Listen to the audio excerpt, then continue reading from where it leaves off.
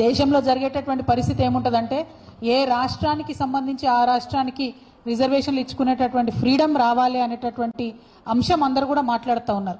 కేసీఆర్ గారు అదే మాట్లాడినరు, రాహుల్ గాంధీ గారు అదే మాట్లాడినరు.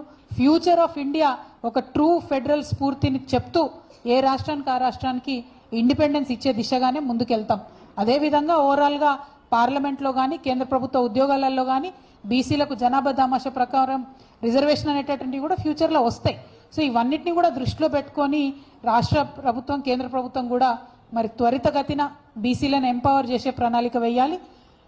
42% బిల్లును తక్షణమే పాస్ చేయాలని మళ్ళొకసారి డిమాండ్ చేస్తూ ఆ బీసీ బిల్లు సాధన కోసం ఆర్డినెన్స్తో ఇస్తారా, బిల్లుతో ఇస్తారా?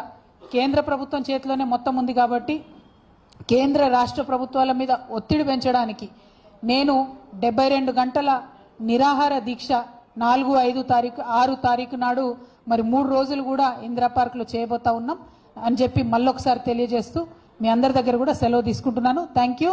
జై తెలంగాణ.